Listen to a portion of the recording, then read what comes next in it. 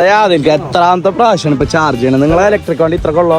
നമ്മൾ പിന്നെയും 2 പ്രാവശ്യം ചാർജ് ചെയ്തിട്ടാണ് ഹൈദരാബാദ് എത്തിയത്. പക്ഷെ ഇപ്രാവശ്യം ചെറിയൊരു ചേഞ്ച് ഉണ്ട്. വേറെ ഒന്നുമല്ല, നമ്മൾ ഇത്രയും നേരം ത്രൂ ഔട്ട് ചാർജ് ചെയ്തിരുന്നത് സിയോന്റെ ചാർജിങ് സ്റ്റേഷനിലാണ്. കുറച്ച് എക്സ്പെൻസീവ് ആണെങ്കിലും പെട്ടെന്ന് നമ്മുടെ കാർ ചാർജ് ചെയ്യാൻ പറ്റുന്നതാണ്, കാരണം ഫാസ്റ്റ് ചാർജിങ് ആണ്. പക്ഷെ ഇപ്രാവശ്യത്തെ പ്രശ്നം എന്താണെന്ന് വെച്ച് കഴിഞ്ഞാൽ ബാംഗ്ലൂർ ടു ഹൈദരാബാദ് NH ഒരു ഫാസ്റ്റ് ചാർജിങ് പോലും നിങ്ങൾക്ക് കാണാൻ പറ്റുന്നതല്ല. സിയോൺ ഒരുപാട് പ്രാവശ്യം നോക്കിയെങ്കിലും നമുക്ക് കാണാൻ പറ്റിയില്ല. ലാസ്റ്റ് നമുക്ക് സ്ലോ ചാർജ് ചെയ്യാന്നല്ലാണ്ട് വേറൊരു ഓപ്ഷനും ഇല്ല. അതും ഇതുപോലത്തെ ഒറ്റപ്പെട്ട സ്ഥലങ്ങളിൽ മാത്രമായിരിക്കും ചാർജിങ് സ്റ്റേഷൻ ഉണ്ടാവുക.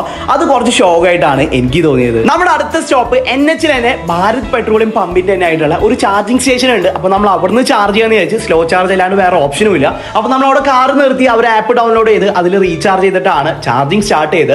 ഈ ട്രിപ്പിൽ നമ്മൾ ത്രൂ ഔട്ട് ഓൾമോസ്റ്റ് ഒരു 7 ആപ്ലിക്കേഷൻ എങ്കിലും എന്ന് വെച്ച് കഴിഞ്ഞാൽ 7 വ്യത്യസ്തമായിട്ടുള്ള ചാർജിങ് സ്റ്റേഷൻ നമ്മൾ കാർ ചാർജ് ചെയ്തിട്ടുണ്ടായിരുന്നു. ഇതിന്റെ ഇടയിൽ കാറിന് കുറേ സീനും കാര്യങ്ങളൊക്കെ കിട്ടിയിട്ടുണ്ട്. അത് നിങ്ങൾക്ക് ത്രൂ ഔട്ട് നമ്മളുടെ സീരീസ് ഫുള്ള് കാണുമ്പോൾ മനസ്സിലാവുന്നതാണ്. നമ്മുടെ വണ്ടി ഇതാ ചാർജ് ചെയ്യാൻ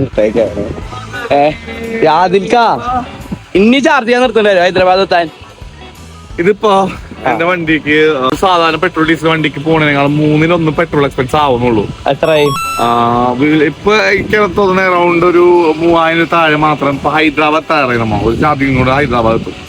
അത്ര എത്താണ്ട് 3000 ചാർജ് ചെയ്യേണ്ടി വരുമോ? ഇനി ചിലപ്പോ ഒരു 30%-40% ചാർജ് ഉണ്ട്. പിന്നെ ഹൈദരാബാദ് നമുക്ക് എവിടെയെങ്കിലും റെസ്റ്റ് എടുക്കുമ്പോൾ ചെയ്താൽ മതി.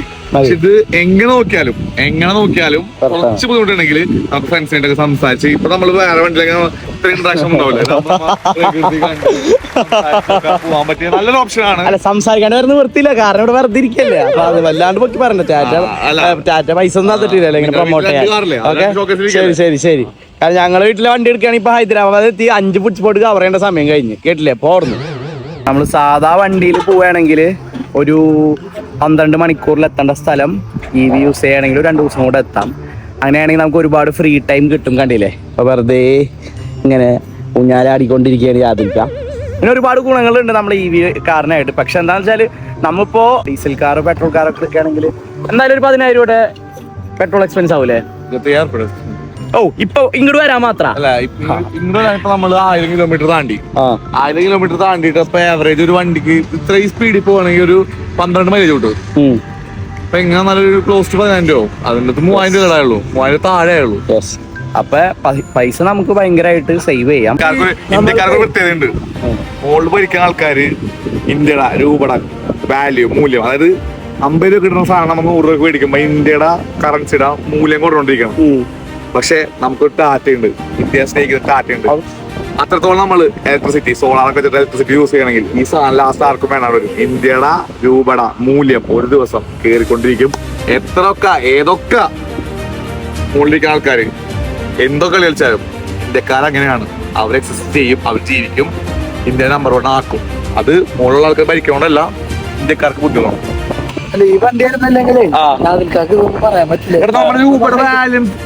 സംരക്ഷിച്ച് ഇപ്പൊ ഞാൻ പറയട്ടെ, 10,000 രൂപ നമ്മ വാല്യൂ കാണുന്ന സാധനത്ത് നമ്മ ഇപ്പൊ 3000 രൂപ താഴെ കളഞ്ഞു. ഇന്ത്യയുടെ രൂപയുടെ വാല്യൂ കൂടി. ഞങ്ങളുടെ സമയത്ത് ഞങ്ങൾ വില കൊടുക്കുന്ന ആൾക്കാരാണ്.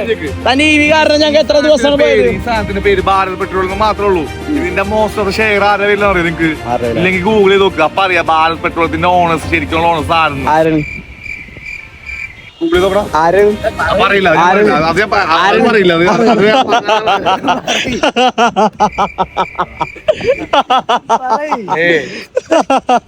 ഞങ്ങൾക്കല്ല, അറിയില്ല എന്ന് പറഞ്ഞാൽ മതി, കുഴപ്പമില്ല.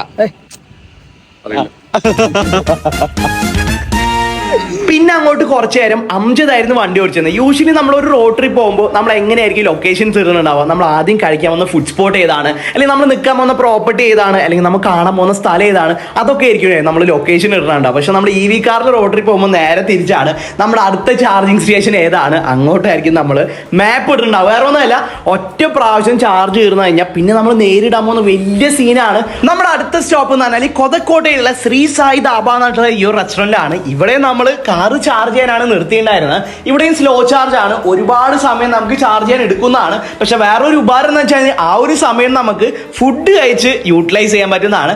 ഫുഡ് ഫ്രീ ഒന്നുമല്ല, ഫുഡ് നമുക്ക് പൈസ കൊടുത്ത് തന്നെ കഴിക്കേണ്ടി വരും. പക്ഷെ ചില സ്ഥലങ്ങളിൽ നമുക്ക് സ്ലോ ചാർജ് ചെയ്യുന്ന സമയത്ത് അടുത്ത് ഫുഡ് സ്പോട്ടോ ഒന്നും ഉണ്ടാവില്ല, അപ്പോൾ പോസ്റ്റ് അടിച്ച് ഇരിക്കേണ്ടി വരും.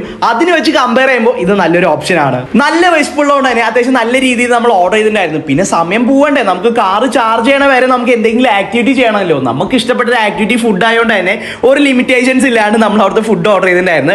ബട്ടർ നാൻ ഉണ്ടായിരുന്നു, ചിക്കൻ ഫ്രൈഡ് റൈസ് ഉണ്ടായിരുന്നു, ബട്ടർ റൊട്ടി ഉണ്ടായിരുന്നു, തന്തൂരി ചിക്കൻ ഉണ്ടായിരുന്നു, കടായി ചിക്കൻ ഉണ്ടായിരുന്നു. തന്തൂരി ചിക്കനൊക്കെ അവർ ചാർജ് ചെയ്യുന്നത് 550 റുപ്പീസാണ്. കടായി ചിക്കൻ ആണെങ്കിൽ 290 റുപ്പീസാണ്. ഫുഡ് ഒരു ആവറേജ് ടേസ്റ്റ് ആണെങ്കിലും നല്ല വിശപ്പ്. നമ്മൾ രാവിലത്തെ ഫുഡ് സ്പോട്ട് ഷോക്ക് ആയതുകൊണ്ട് തന്നെ ഒന്നും ഞങ്ങൾ കഴിച്ചിട്ടുണ്ടായിരുന്നില്ല, വെള്ളം മാത്രമേ കുടിച്ചിട്ടുണ്ടായിരുന്നുള്ളൂ. അതുകൊണ്ട് തന്നെ ആവറേജ് ടേസ്റ്റ് ആണെങ്കിലും ഞങ്ങൾക്ക് ഇതൊരു സ്വർഗം പോലെയാണ് ഫീൽ ചെയ്തത്. അങ്ങനെ ഓൾമോസ്റ്റ് 17 മണിക്കൂറിന്റെ കാത്തിരിപ്പിന് ശേഷം നമ്മൾ ഹൈദരാബാദ് എത്തിയൊക്കെയാണ്. ഇതിപ്പോ നമ്മൾ പെട്രോൾ കാർ വെച്ചിട്ടാണ് റോഡ് ട്രിപ്പ് വേണമെങ്കിൽ ബാംഗ്ലൂരിൽ നിന്ന് ഹൈദരാബാദിലേക്ക് ഇത്ര അടിപൊളി റോഡിൽ 9 മണിക്കൂർ പോലും വേണ്ട, ചിലപ്പോൾ അതിന് മുമ്പായിട്ട് തന്നെ എത്തും. കാരണം അത്ര അടിപൊളി റോഡാണ്. ആ റോഡിലാണ് നമ്മൾ 17 മണിക്കൂർ കൊണ്ട് എത്തിയത്. സമയം വെച്ച് നോക്കുമ്പോൾ ഭയങ്കര നഷ്ടമാണ്, പക്ഷെ പൈസ വെച്ച് നോക്കുമ്പോൾ നമുക്ക് ഭയങ്കര ലാഭമാണ്. വേറെ ഒന്നല്ല, പെട്രോൾ കാർ വെച്ച് കമ്പയർ ചെയ്യുമ്പോൾ പൈസയുടെ പകുതി പോലും എക്സ്പെൻസ് നമുക്ക് EV കാറിൽ വരുന്നില്ല. ബാംഗ്ലൂരിൽ നിന്ന് ഹൈദരാബാദിലേക്ക് ഓൾമോസ്റ്റ് ബാംഗ്ലൂർ അടക്കം കൂട്ടിയിട്ട് 3 പ്രാവശ്യമാണ് നമ്മൾ ചാർജ് ചെയ്തത്.